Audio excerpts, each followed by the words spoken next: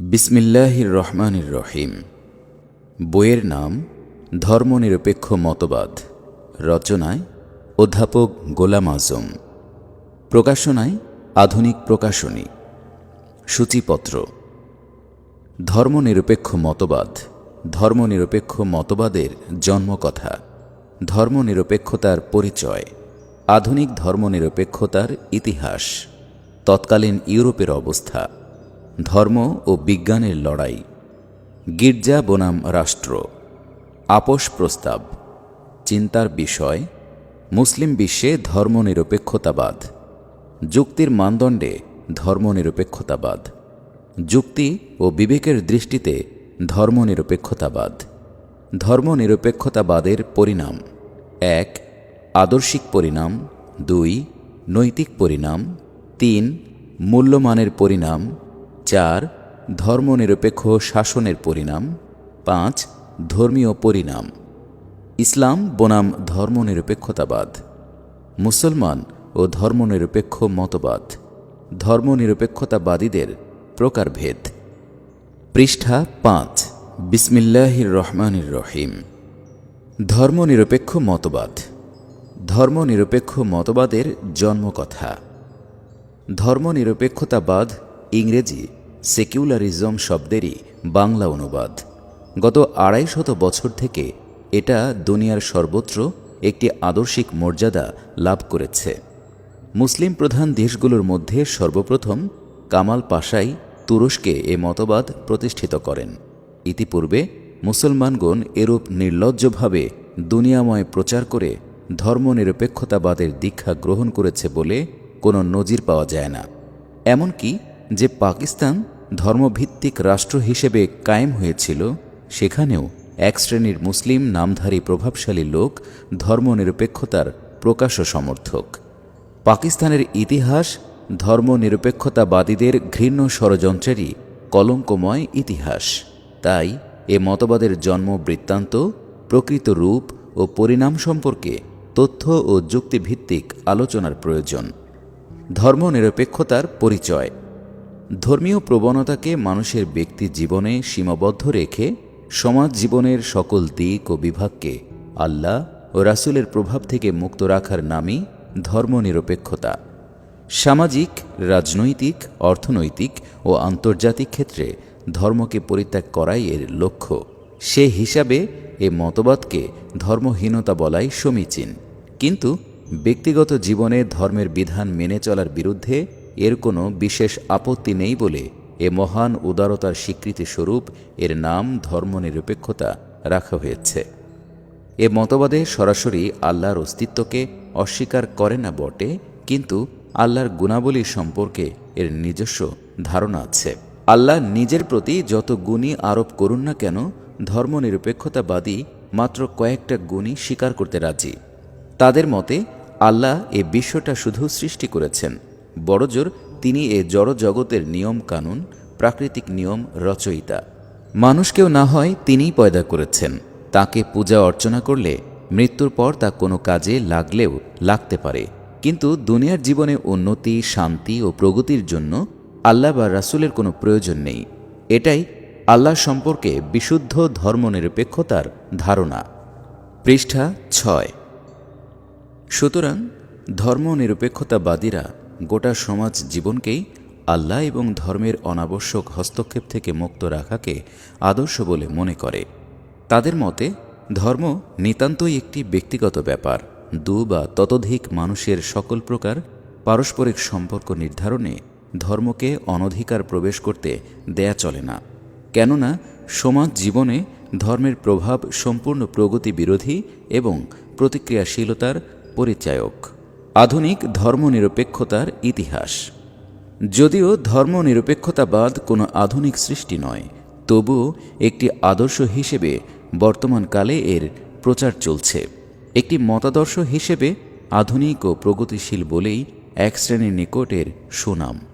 ধর্মনিরপেক্ষতাবাদের এ আধুনিক সংস্করণ প্রায় ২৫০ বছর পূর্বে ইউরোপে প্রথম প্রতিষ্ঠা লাভ করে।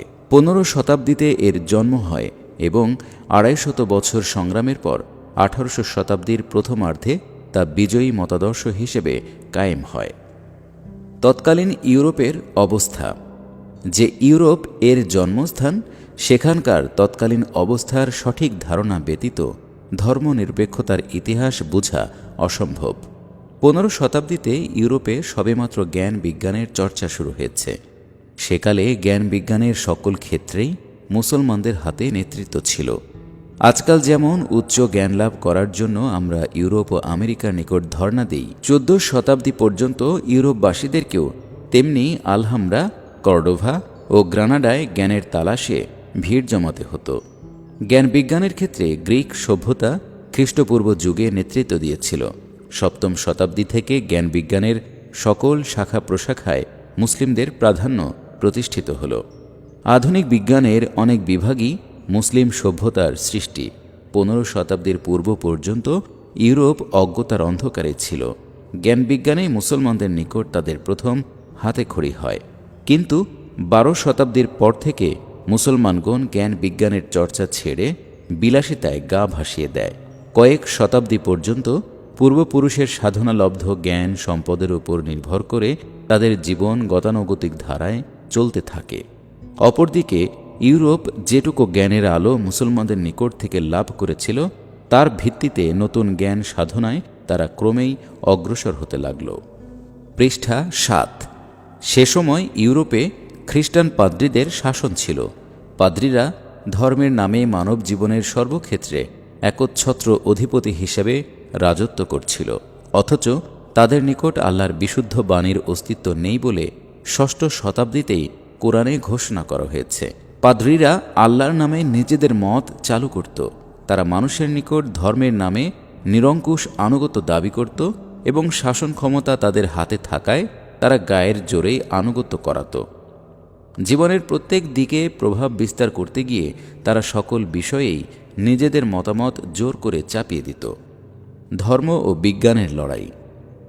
ইউরোপে যখন নতুন জ্ঞান সাধনার উন্মেষ হল, তখন পাদ্রীদের মন গড়া গবেষণাহীন মতামত গবেষকদের নিকট ভ্রান্ত বলে প্রমাণিত হল।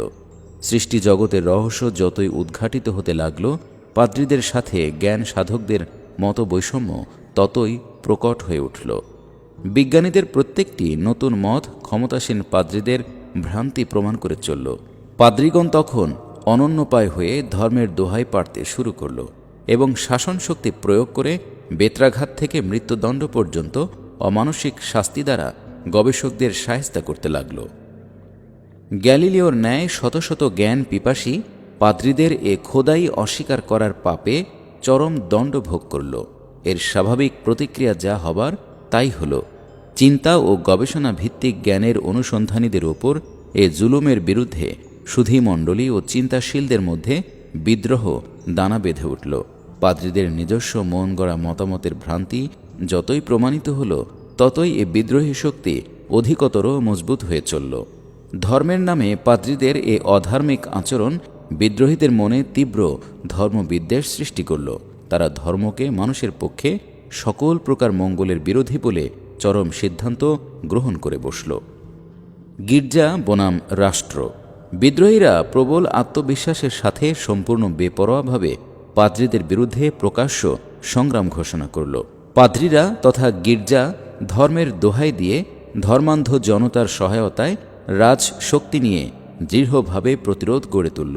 অন্যদিকে জীবনের সকল বিভাগ থেকে পাদ্রীদের উৎখাত করার প্রতিজ্ঞা নিয়ে বিদ্রোহীরা অগ্রসর হল। দীর্ঘ 200 বছর 16 ও 17 শতাব্দী ধরে এই ঐতিহাসিক রক্তক্ষয়ী সংগ্রাম চলতে থাকে। এই সংগ্রাম ইতিহাসের ছাত্রদের নিকট গির্জা বনাম রাষ্ট্রের লড়াই নামে পরিচিত। পৃষ্ঠা 8। দীর্ঘ 200 বছরের অবিরাম সংগ্রামের দ্বারা একথা প্রমাণিত হল যে ধর্মবিশ্বাসকে গায়ের জোরে ধ্বংস করা যায় না। যারা আল্লাহকে বিশ্বাস করে না, তাদের মনে যেমন জোর করে বিশ্বাস সৃষ্টি করা যায় না, তেমনি বিশ্বাসীদেরকেও শক্তি প্রয়োগ দ্বারা অবিশ্বাসীতে পরিণত করা যায় না। দুপক্ষই বিব্রত হয়ে পড়ল। অতঃপর সংস্কারবাদীদের নেতৃত্বে দুপক্ষের মধ্যে আপোষ প্রচেষ্টা জোরদার হয়ে ওঠে। আপোষ প্রস্তাব। মার্টিন লুথারের নেতৃত্বে পরিচালিত এ আন্দোলন আপোষ আন্দোলন নামে খ্যাত। এ আন্দোলনের প্রস্তাব হল যে ধর্ম মানুষের ব্যক্তিগত জীবনে সীমাবদ্ধ থাকুক এবং মানুষের ধর্মীয় দিকের পরিচালনা ও নিয়ন্ত্রণের ক্ষমতা চার্চের হাতে থাকুক, কিন্তু সমাজের পার্থিব জীবনের সকল দিকের কর্তৃত্ব ও নেতৃত্ব রাষ্ট্রের উপর ন্যস্ত থাকবে এবং পার্থিব কোনো বিষয়েই চার্চের কোনো প্রাধান্য থাকবে না। অবশ্য রাষ্ট্রের নেতৃবৃন্দকে চার্চের নিকটই রাষ্ট্র পরিচালনার দায়িত্ব নেবার সময় শপথ গ্রহণ করতে হবে। সকল দিক বিবেচনা করে এ প্রস্তাব উভয় পক্ষই গ্রহণ করতে রাজি হল। পাদ্রীরা নিজেদের অবস্থা সম্বন্ধে সচেতন ছিল। সমাজের চিন্তাশীল ব্যক্তিদের সমর্থন ছাড়া শুধু ধর্মান্ধ জনতার সাহায্যে যে নেতৃত্ব চলে না, তাও তারা বুঝতে পারল। বিশেষত 200 বছর সংগ্রাম পরিচালনার পর তারা জয়ের আশা সম্পূর্ণ ত্যাগ করল। বিশেষ করে রাষ্ট্র পরিচালকদের চার্চে শপথ গ্রহণ করার প্রস্তাবে পাদ্রীদের কিছুটা ইজ্জত রক্ষার ব্যবস্থা রয়েছে বলে তারা সসম্মানে ক্ষমতাচ্যুত হতে রাজি হল। অপরদিকে বিদ্রোহীরা যদিও ধর্মকে উৎখাত করার ব্রত নিয়েই জয়ের পথে এগিয়ে চলছিল, তবুও তারা এ চিন্তা করেই এ আপোষে সম্মত হল যে পার্থিব জীবনের কোনো ক্ষেত্রেই যদি ধর্ম ও গির্জা কোনো প্রাধান্য না পায়, তাহলে বিষ দাঁতহীন এ সাপকে ভয় করার কোনো কারণ নেই। তাই তারা চার্চকে ধর্মীয় ক্ষেত্রে প্রাধান্য দিতে প্রস্তুত হল। রাষ্ট্র পরিচালকদের চার্চের নিকট শপথ গ্রহণ করায়ও ধর্মদ্রোহীদের আপত্তি হল না। ক্ষমতাচ্যুত পাদ্রীদের এ অসহায় অবস্থায় এটুকু অপার্থিব এবং মূল্যহীন ঘুষ দিতে তারা কার্পণ্য করল না। চিন্তার বিষয়, এভাবে সমাজ জীবন থেকে ধর্মকে নির্বাসিত করার মহতী পরিকল্পনা দীর্ঘ সংগ্রামের পর পরম সাফল্য অর্জন করল। ধর্মনিরপেক্ষতাবাদের এই সাফল্যজনক আন্দোলন সম্পর্কে নিম্নলিখিত কয়েকটি কথা বিশেষ গুরুত্বের সাথে বিবেচনা করতে হবে। পৃষ্ঠা 9। 1. যে দেশে ধর্মনিরপেক্ষতার আন্দোলনের সূচনা হয়, সেখানে জীবনের সর্বক্ষেত্রেই খ্রিস্টান ধর্মযাজকদের প্রাধান্য ছিল। ইসলামের শিক্ষা সেখানে প্রবেশ লাভ করেনি। পার্থিব প্রয়োজনে বস্তুগত ও জড় জীবন সম্পর্কে ইউরোপ মুসলমানদের নিকট থেকে যথেষ্ট জ্ঞান আহরণ করেছিল।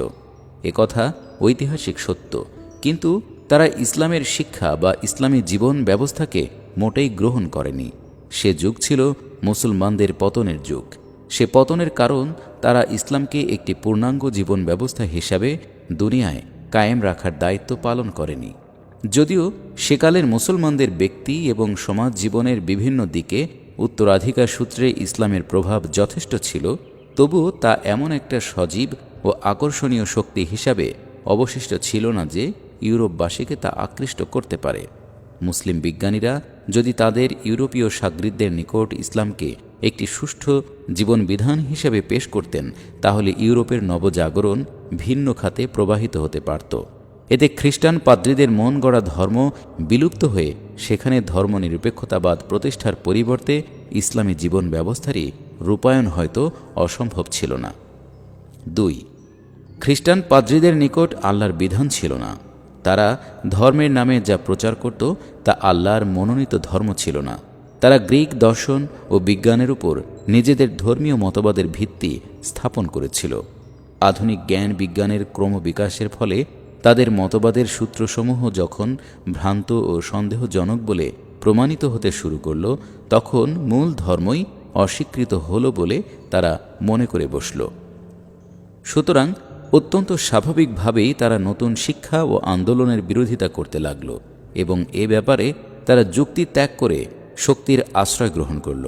প্রকৃতপক্ষে বিজ্ঞানের এ সংগ্রাম ধর্মের বিরুদ্ধে ছিল না, পাদ্রীদের বিরুদ্ধেই বিজ্ঞানের বিদ্রোহ ছিল। কিন্তু নতুন জ্ঞান সাধকেরা সঠিক ধর্ম সম্বন্ধে অজ্ঞ ছিল বলে তারা ধর্মের বিরুদ্ধেই জিহাদ ঘোষণা করে বসল। সুতরাং একথা নিঃসন্দেহে প্রমাণিত হল যে এতে আধুনিক জ্ঞান বিজ্ঞানের সাথে ইসলামের কোনো সংঘর্ষের সৃষ্টি হয়নি। 3.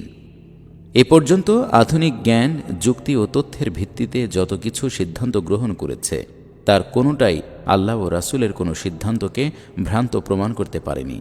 যে কয়টি বিষয়ে বৈজ্ঞানিক গবেষণা ইসলামের নীতি বিরোধী বলে মনে হচ্ছে, তা এখনও থিওরির পর্যায়েই রয়েছে। বাস্তব তথ্য দ্বারা অকাট্যরূপে কোনোটাই প্রমাণিত হয়নি। পৃষ্ঠা 10। মুসলিম বিশ্বে ধর্মনিরপেক্ষতাবাদ। উপরোক্ত তিনটি মন্তব্য মিথ্যা প্রমাণ করার সাধ্য কারণ নেই। তবুও মুসলিম দুনিয়ায় ধর্মনিরপেক্ষতার প্রসার কেমন করে হলো? আধুনিক শিক্ষায় শিক্ষিত এক শ্রেণীর মুসলিম সর্বত্র ইসলামকেও পাদ্রীদের ধর্মের ন্যায় উন্নতি ও প্রগতি বিরোধী মনে করছে। এর কারণ বিশ্লেষণ করে নিম্নলিখিত তথ্য পাওয়া যায়। ১. মুসলিম বিশ্বে যারা জ্ঞান চর্চা করেছেন তাদের অনেকেই ইসলাম সম্পর্কে অনেক অমুসলিম চিন্তা নায়কের চেয়েও কম জানেন।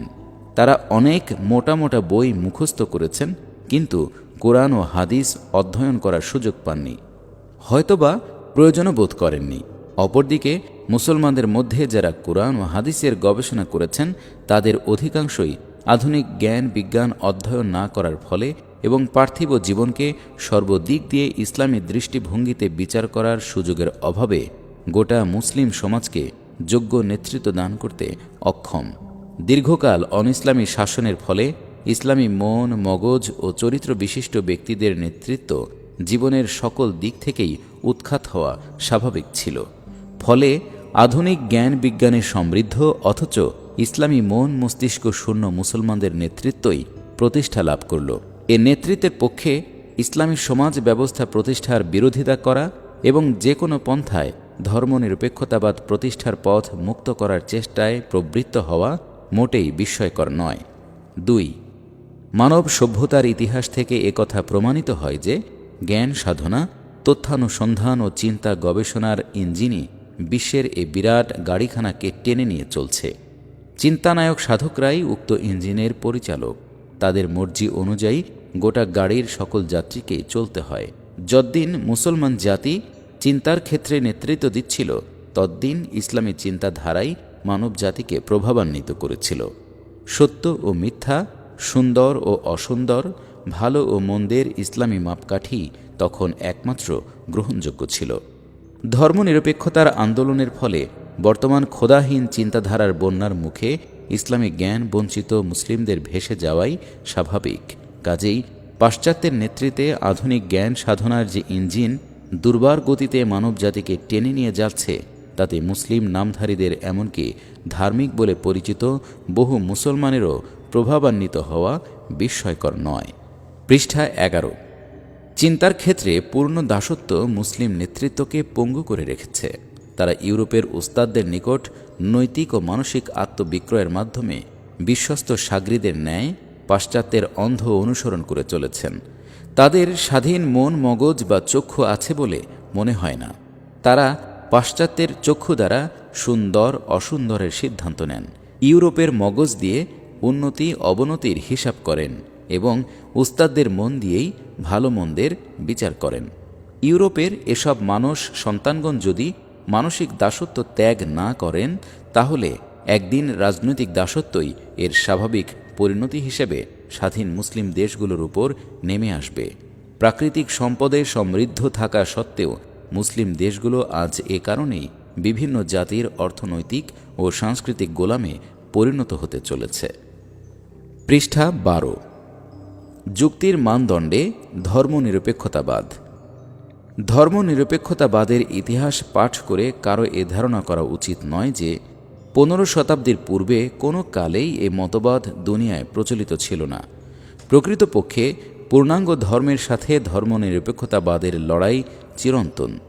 যখনই আল্লাহর নিকট থেকে প্রাপ্ত পূর্ণাঙ্গ জীবন বিধান মানব সমাজে কায়েম করার উদ্দেশ্যে নবী ও রাসূলগণ আওয়াজ তুলেছেন, তখনই শাসক শ্রেণীর পক্ষ থেকে নানা অজুহাতে প্রবল বিরোধিতা হয়েছে।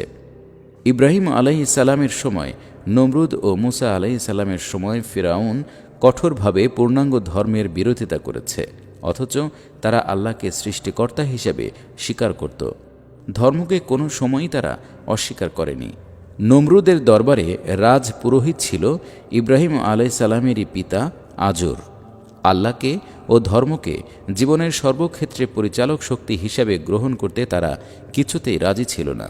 সুতরাং আধুনিক পরিভাষায় তাদেরকেও ধর্মনিরপেক্ষতাবাদী বলতে হবে। হজরত মুহাম্মদ সাল্লাল্লাহু আলাইহি ওয়াসাল্লামের যুগে আবু লাহাব এবং আবু জেহলও ধর্মনিরপেক্ষতাবাদী ছিল। যুক্তি ও বিবেকের দৃষ্টিতে ধর্মনিরপেক্ষতাবাদ। প্রাচীন ও আধুনিক ধর্মনিরপেক্ষতাবাদীরা তাদের মতবাদকে কোনো দিক দিয়েই মজবুত যুক্তি দ্বারা দুর্ভেদ্য করে তুলতে পারেনি। দলিল প্রমাণের পরিবর্তে তারা সর্বদাই অন্ধশক্তির আশ্রয় গ্রহণ করতে বাধ্য হয়েছে। শাসন ও অর্থশক্তি প্রয়োগ করেই তারা গায়ের জোরে ধর্মনিরপেক্ষতাবাদকে কায়েম রাখতে চেষ্টা করে। যুক্তির কোষ্ঠী পাথরে যাচাই করলে ধর্মনিরপেক্ষতাবাদের ন্যায় অবৈজ্ঞানিক মতবাদ আর কিছুই নেই বলে মনে হয়। অথচ আশ্চর্য ব্যাপার যে ধর্মনিরপেক্ষতাবাদীরাই সবচেয়ে বেশি বুদ্ধি ও জ্ঞানের দোহাই পাড়েন। তাই যুক্তি ও বিবেকের দৃষ্টিতে ধর্মনিরপেক্ষতার বিশ্লেষণ হওয়া প্রয়োজন। ১. এ বিশ্বের যদি কোনো স্রষ্টা থাকেন এবং সমগ্র বস্তু জগতে যদি তার দেয়া প্রাকৃতিক বিধানসমূহ কার্যকর বলে স্বীকৃত হয়, তাহলে সেই মহাশক্তিশালী স্রষ্টাকে মানুষের জীবনে একটি কার্যকর শক্তি হিসেবে গ্রহণ করতে আপত্তি করার কি কারণ থাকতে পারে? প্রাকৃতিক জগতে কোনো ক্ষুদ্রতম বিধানকে বদলিয়ে দেবার ক্ষমতা মানুষের নেই। এমনকি মানুষ তার আপন শারীরিক বিধিও ইচ্ছামতো পরিবর্তন করে সুস্থ থাকতে পারে না। এমতাবস্থায় মানব জীবনে সামঞ্জস্য ও শৃঙ্খলা বিধানের জন্য কোন বিধি ব্যবস্থা বিশ্বস্রষ্টার নিকট থেকে গ্রহণ না করার সিদ্ধান্তকে কী রূপে যুক্তিভিত্তিক বলে মেনে নেওয়া যায়? যিনি জীব জগৎ, উদ্ভিদ জগৎ ও সৌরমণ্ডলের শান্তি ও স্থিতিশীলতার বিধান দিয়েছেন, তাকে মানব জাতির জন্য বিধানদাতা হিসেবে স্বীকার করায় আপত্তি কেন? প্রকৃত ধর্মনিরপেক্ষতাবাদীরা এখানে মুনাফিকের আশ্রয় গ্রহণ করে থাকে। আল্লাহ নেই বলে ঘোষণা করবার দুঃসাহস করা বুদ্ধিমানের কাজ নয় মনে করেই তারা ধূর্ততা বক্রপথ অবলম্বন করে থাকে। বাস্তব ক্ষেত্রে নিয়মতান্ত্রিক শাসনকর্তার তথা কনস্টিটিউশনাল হেডের ন্যায় প্রভাবহীন এক দুর্বল সত্তা হিসেবে আল্লাহকে স্বীকার করে তারা স্রষ্টায় বিশ্বাসীদেরকে ধোঁকা দেবার অপরূপ কৌশল ফেঁদেছে। এ পন্থায় বাহ্যিক আচার অনুষ্ঠান সর্বস্ব ধর্মে তুষ্ট এক শ্রেণীর ভীরু লোক ধর্মনিরপেক্ষতাবাদকে স্বীকার করেও আল্লাহকে খুশি করা যায় বলে বিশ্বাস করে, আর শাসন শক্তির ধারক ধর্মনিরপেক্ষতাবাদীরা এ ভীরু ধার্মিকদের সমর্থনেই টিকে থাকার চেষ্টা করে। এই সমর্থনটুকুর জন্যই ধর্মনিরপেক্ষতাবাদী শাসকরা আল্লাহকে অবিশ্বাস করলেও মুখে স্বীকার করে থাকে। ২. ধর্মনিরপেক্ষতাবাদীরা আল্লাহকে ব্যক্তিগত জীবনে আনুগত্যের অধিকারী বলে স্বীকার করে এবং সমাজ জীবনে আল্লাহ ও ধর্মকে মানার প্রয়োজন নেই বলে ঘোষণা করে। এখানে প্রশ্ন হল, কোন দলিলের ভিত্তিতে তারা আল্লাহর ক্ষমতাকে ব্যক্তিগত এলাকায় সীমাবদ্ধ করেন? আল্লাহ কি কোথাও এ বিষয়ে কোনো ইঙ্গিত দিয়েছেন? ব্যক্তিগত জীবনে আল্লাহর উদ্দেশ্যে কিছু পূজা পার্বণ ও নামাজ রোজার অনুষ্ঠান পালন করলেই তিনি সন্তুষ্ট হবেন এবং জীবনের অন্যান্য ক্ষেত্রে নিজ বুদ্ধি অনুযায়ী যার যেরূপ খুশি জীবনযাপন করলেও আল্লাহর কোনো আপত্তি নেই বলে কোনো নবীর নিকট ওহী নাজিল হয়েছে কি? আল্লাহ যদি নিজে তার আনুগত্যের দাবিকে মানুষের ব্যক্তি জীবনে সীমাবদ্ধ করে না থাকেন, তাহলে ধর্মনিরপেক্ষতাবাদীদের নির্দেশেই কি আল্লাহকে সমাজ জীবনে অমান্য করা বুদ্ধিমানের কাজ হবে? আল্লাহ যদি মানুষের পারিবারিক, সামাজিক, রাজনৈতিক, অর্থনৈতিক ও জীবনের অন্যান্য ক্ষেত্রে মানুষের জন্য কোনো বিধান নাই দিয়ে থাকেন, তাহলে এমন শক্তিকে ব্যক্তিগত জীবনেই পূজা করার প্রয়োজন কি? মানুষের জীবনে চলার পথের সঠিক সন্ধান যিনি দিতে পারেন না, তার উদ্দেশ্যে প্রার্থনা করার প্রেরণা কীরূপে জাগবে? সমস্যা সংকুল পার্থিব জীবনে যিনি আমাদের শান্তির পথ দেখান না, তিনি পরকালে শান্তি দেবেন বলে ভরসা করা একেবারেই অর্থহীন। পৃষ্ঠা 14। তিনি সমগ্র বিশ্বকে সৃষ্টি করার পর এর উপর ক্ষমতা প্রয়োগ করতে সক্ষম নন বলে মনে করার কারণ কি? গোটা সৃষ্টি জগৎ কঠোর নিয়মের রাজত্ব মেনে চলছে। এ নিয়মাবলী যিনি সৃষ্টি করেছেন তার আনুগত্যকে মন্দির, গির্জা ও মসজিদে সীমাবদ্ধ করে রাখবার ধৃষ্টতা কেন? মানব জীবনে তাকে সক্রিয় শক্তি হিসেবে স্বীকার না করার কোনো যুক্তি থাকতে পারে কি? ৩. যিনি এ বিশাল বিশ্বের ক্ষুদ্র, বৃহৎ, দৃশ্য, অদৃশ্য যাবতীয় সৃষ্টি পরিচালনা করছেন, জ্ঞানের দিক দিয়ে কোনো বিষয়ে তার ত্রুটি থাকা কিছুতেই সম্ভব নয়। মহাজ্ঞানী, হাকিম ও আলিম না হলে তার পক্ষে অগণিত গ্রহ উপগ্রহ খচিত শূন্য মণ্ডলে শৃঙ্খলা রক্ষা করা অসম্ভব হতো। মানুষের জটিল শরীর বিজ্ঞানের যাবতীয় নিয়মকানুন যিনি তৈরি করেছেন, একমাত্র তিনি মানব জীবনে শান্তি স্থাপনের পথ নির্দেশ করতে সক্ষম। শারীরিক সুস্থতার জন্য যেমন আল্লাহর প্রাকৃতিক বিধান তালাশ করতে হয়, তেমনি ব্যক্তি ও সমাজ জীবনের সঠিক ব্যবস্থার জন্য তারই শরণাপন্ন হওয়া ছাড়া উপায় নেই। আল্লাহ আছেন অথচ সর্বজ্ঞ নন বা সর্বাবস্থায় নেই, এ কথার চেয়ে অযৌক্তিক সিদ্ধান্ত আর কি হতে পারে? হয় আল্লাহ নেই, আর না হয় সর্বত্রই আছেন। তিনি মন্দির ও মসজিদে আছেন, আর আদালত ও ফৌজদারিতে, আইনসভায়, রাজনৈতিক ও ব্যবসা বাণিজ্যের ক্ষেত্রে তার অস্তিত্ব নেই, এ কথা একমাত্র নির্বোধেরাই মেনে নিতে প্রস্তুত হতে পারে। সুতরাং আল্লাহকে স্বীকার করলে তাকে জীবনের সর্বক্ষেত্রেই আইনদাতা হিসাবে মানতে হবে। 4. ব্যক্তি জীবনে ধর্মীয় বিধান মেনে চলা এবং সমাজ জীবনকে ধর্মের প্রভাব থেকে মুক্ত রাখার মতবাদ অত্যন্ত দুরভিসন্ধিমূলক। যারা এই মতবাদের প্রচারক তারা ব্যক্তি জীবনেও ধর্মের বন্ধন স্বীকার করতে রাজি হয় না। ধর্ম যদি ব্যক্তিগত ব্যাপার বলে স্বীকারই করো, তাহলে তোমরা ব্যক্তি জীবনেও ধর্মকে মেনে চলো না কেন? ধর্মনিরপেক্ষতাবাদীকে এ প্রশ্ন করা হলে উদারনীতির দোহাই দিয়ে বলে যে এ প্রশ্ন করাটাও সামাজিক ব্যাপার। আপনি ব্যক্তিগত জীবনে ধর্মকে কতটা মেনে চলেন তা যেমন জিজ্ঞেস করার অধিকার নেই, আপনিও আমার ব্যক্তি জীবন নিয়ে মাথা ঘামাবেন না। এভাবে অত্যন্ত কৌশলের সাথে ধর্মকে অস্বীকার করার ফন্দি হিসাবেই ধর্মনিরপেক্ষতার এ আজব মতবাদ প্রচার করা হয়।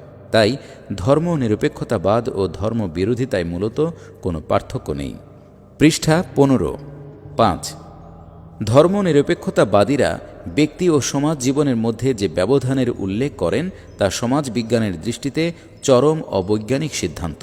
নিতান্তই উদ্দেশ্য প্রণোদিত হয়ে তারা ইচ্ছাকৃতভাবে এ বিজ্ঞান বিরোধী মতবাদ পোষণ করে থাকেন। মানুষের ব্যক্তি ও সমাজ জীবনের মাঝখানে ব্যবধানের সীমারেখাটি কোথায়? সামাজিক জীব হিসাবে মানুষের ব্যক্তি জীবন সমাজ থেকে কী প্রকারে পৃথক হতে পারে? ধর্মীয় কারণে যে ব্যক্তি সত্যবাদী সে তার সত্যবাদিতা সমাজ জীবনেই প্রয়োগ করবে, কিন্তু অপর ব্যক্তির সাথে সামাজিক জীবনযাপনের বেলায় মিথ্যুক বলে সাব্যস্ত হলে ব্যক্তিগতভাবে সত্যবাদী হওয়ার উপায় কি? ব্যক্তি জীবনে চরিত্রবান ও চরিত্রহীন হওয়ার কোনো উপায় নেই। কেউ ব্যক্তি জীবনে গুন্ডা হয়েও রাজনৈতিক জীবনে সৎ হতে পারবে কি? সমাজ জীবনে ঘুষখোর ও দুর্নীতিবাজ ব্যক্তি জীবনে ধার্মিক বলে স্বীকৃত হতে পারে কি? প্রত্যেকটি মানুষই জন্ম থেকে মৃত্যু পর্যন্ত যাবতীয় বিষয়ে এক বা একাধিক ব্যক্তির সাথে সম্পর্কিত। তার জীবনে এমন কোনো ব্যাপারই থাকতে পারে না যা অন্য কোনো মানুষের সাথে কোনো সম্পর্ক রাখে না। নির্জনে বসে এক ব্যক্তি যা চিন্তা করে সেখানেও সমাজ থেকে সে বিচ্ছিন্ন হয় না। সে যে কোনো কাজই করুক তার কোনো না কোনো সামাজিক পরিণাম নিশ্চয়ই দেখা দেবে। মানুষে মানুষে পারস্পরিক সম্পর্কের নামই সমাজ। ব্যক্তিগতভাবে ধর্মের অনুশাসন মেনে চলতে যারা রাজি তারা পারস্পরিক সম্পর্কের বেলায় ধর্মকে কী রূপে অস্বীকার করবে? আর যদি অস্বীকারই করে তাহলে ধর্মকে স্বীকার করা হলো কোথায়? ব্যক্তিগণ পৃথক পৃথকভাবে ধর্মকে মেনে চলবে, কিন্তু তাদের পারস্পরিক সম্পর্কের বেলায় আর ধর্মের প্রভাব স্বীকার করবে না, এ কথা কী প্রকারে যুক্তিসম্মত বলে গ্রহণ করা যায়? ধর্মনিরপেক্ষতাবাদ সকল দিক দিয়েই যুক্তির সম্পূর্ণ পরিপন্থী। আল্লাহকে জীবনের কোনো ক্ষেত্রে দখল দেয়া বা কোনো কোনো বিভাগে বেদখল করার কারো ইখতিয়ার নেই। ধর্মস্থানের বাইরে মানব জীবনের বিশাল ময়দানে আল্লাহর উপর 144 ধারা জারি করার এ অপচেষ্টা জীবন সম্পর্কে ভোগবাদী দৃষ্টিভঙ্গিরই সৃষ্টি। ধর্ম মানুষকে যেসব নৈতিকতার বন্ধন মেনে চলবার নির্দেশ দেয়, ধর্মনিরপেক্ষতাবাদী ভোগ বিলাসীদের পক্ষে তা পালন করা সম্ভব নয় বলেই তারা এ চোরা পথ সন্ধান করে নিয়েছে।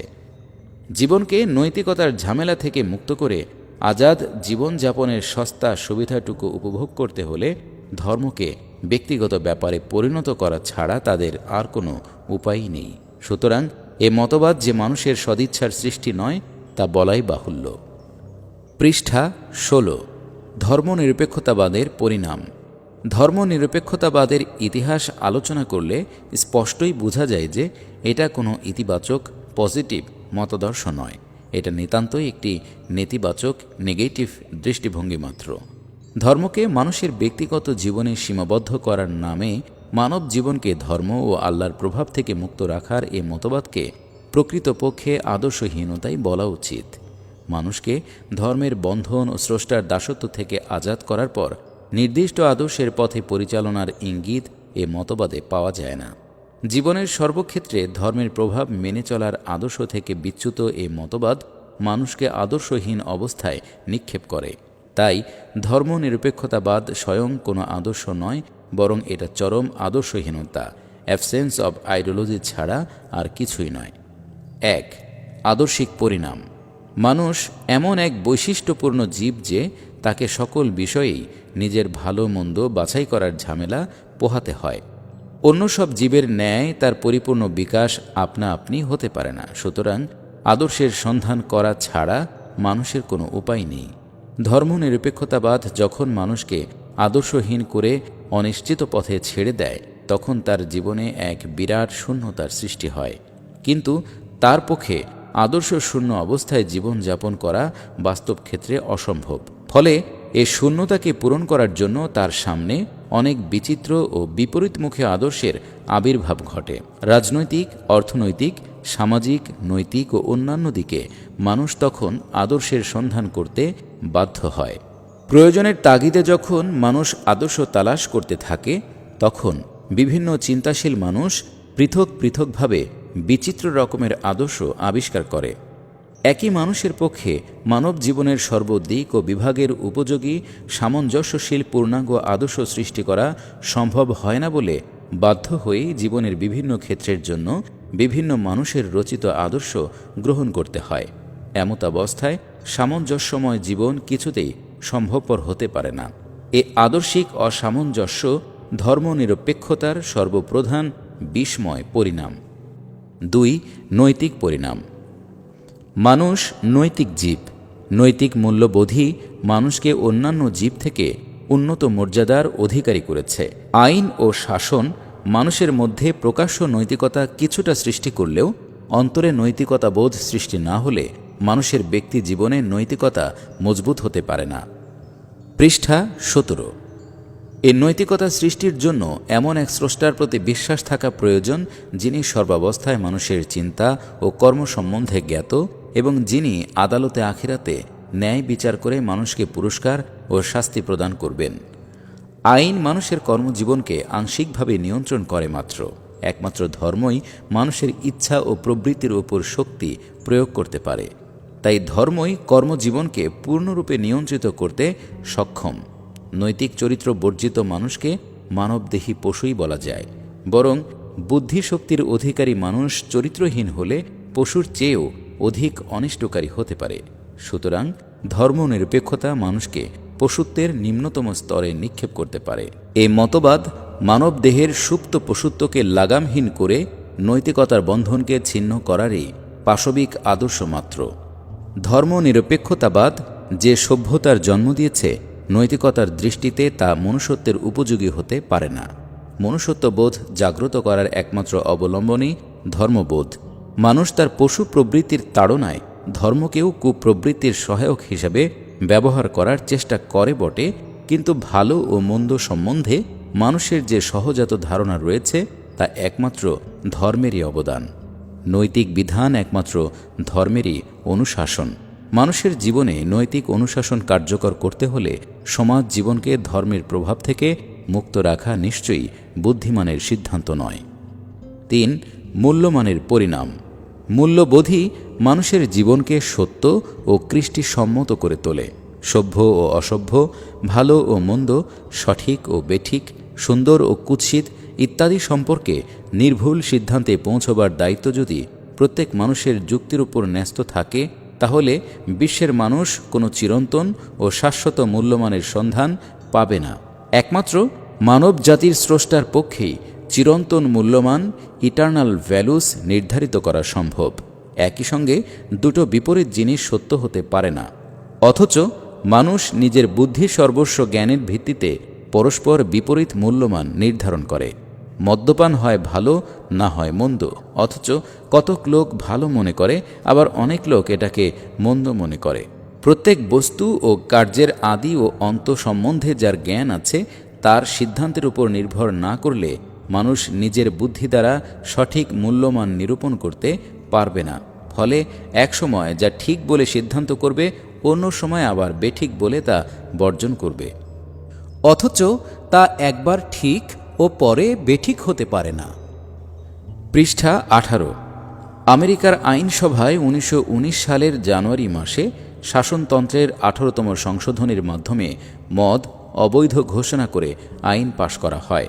কিন্তু আবার 1933 সালের ডিসেম্বর মাসে শাসনতন্ত্রের 21তম সংশোধনীর মাধ্যমে পূর্ববর্তী আইন বাতিল করে মদকে বৈধ ঘোষণা করা হয়। উভয় সিদ্ধান্তের উদ্দেশ্যই জাতির মঙ্গল বিধান, কিন্তু এ দু বিপরীত সিদ্ধান্তের বেলায় মদের মূল্যমান কিন্তু একই ছিল। সুতরাং মানুষ মূল্যমান নিরূপণে ভুল করতে পারে। মূল্যমান কোনো সময়ই পরিবর্তিত হয় না।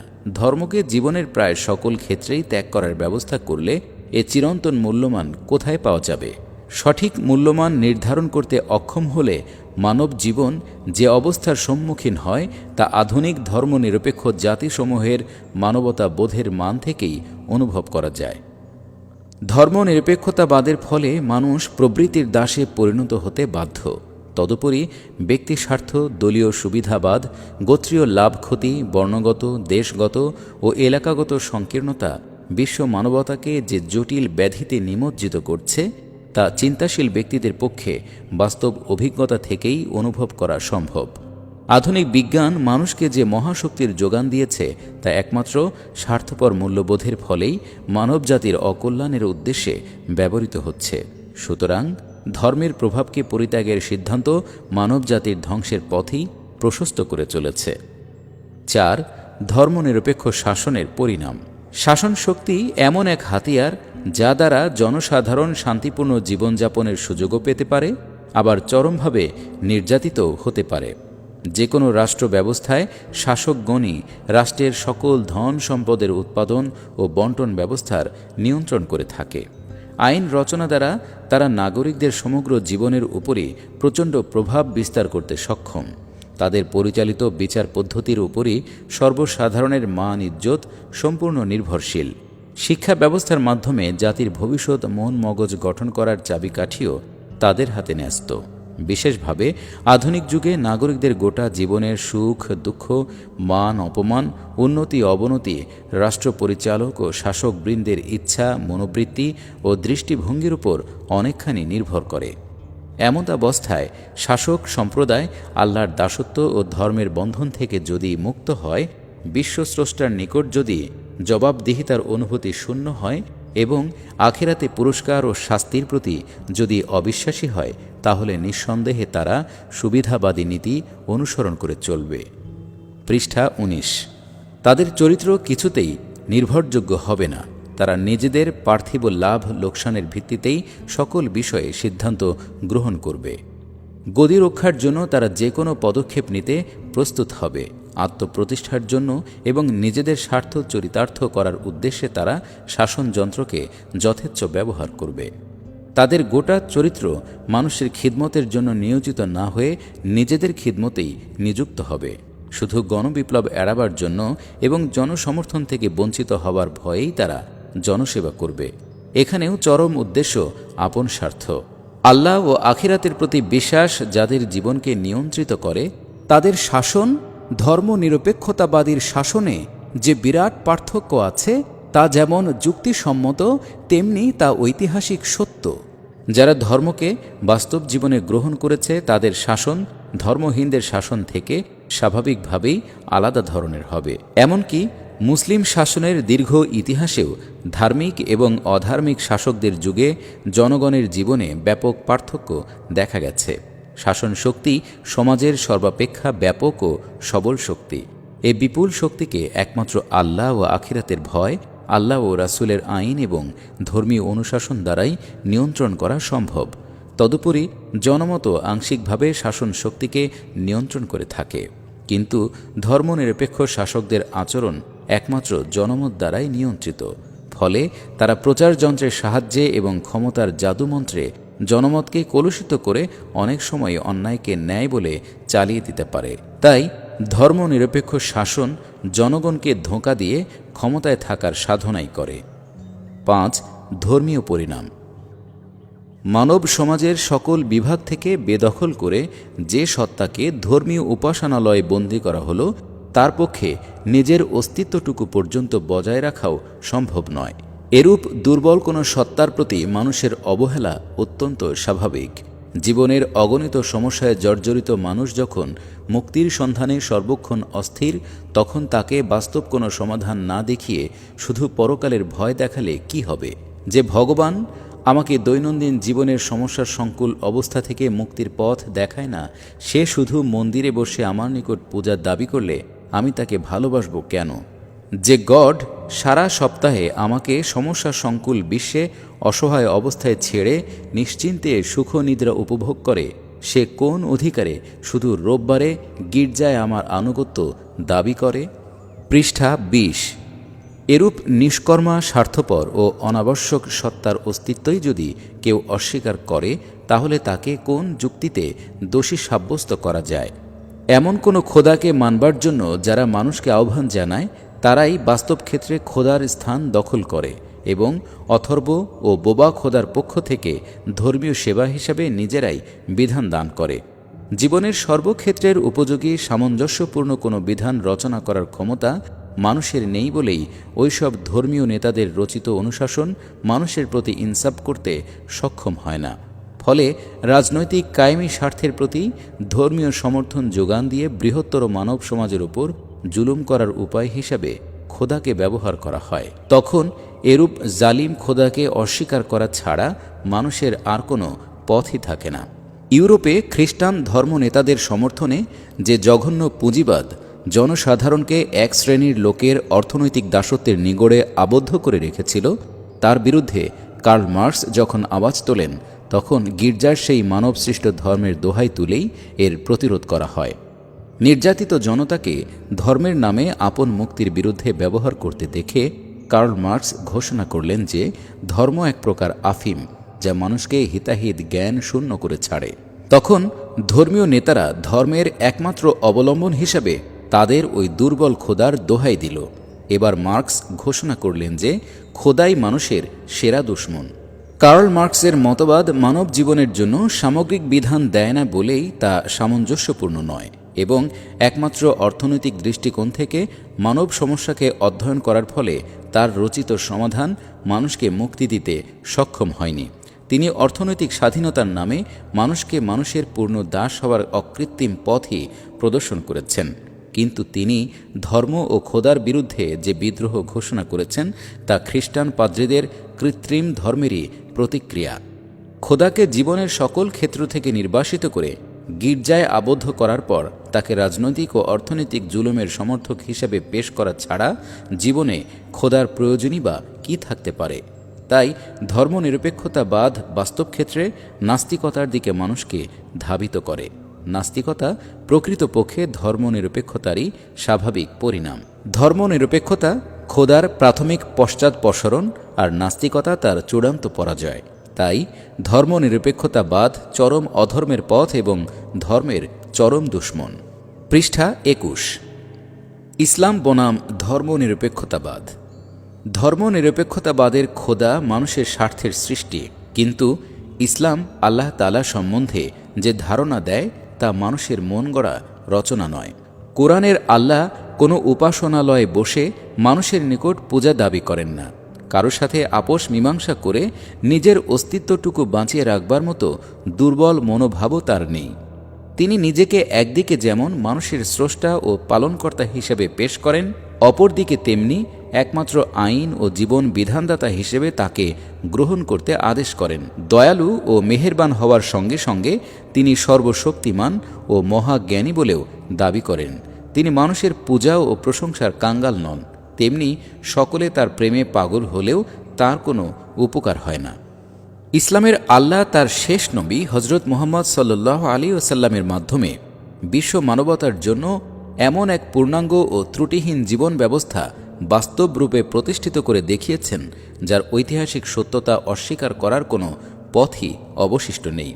ব্যক্তি জীবন থেকে শুরু করে পারিবারিক, সামাজিক, অর্থনৈতিক, রাজনৈতিক ও আন্তর্জাতিক ক্ষেত্রে ইসলাম যে সামঞ্জস্যপূর্ণ জীবন বিধান পরিবেশন করেছে তা কোরআন ও সুন্নাহর মধ্যে আজও অবিকৃত অবস্থায় রয়েছে।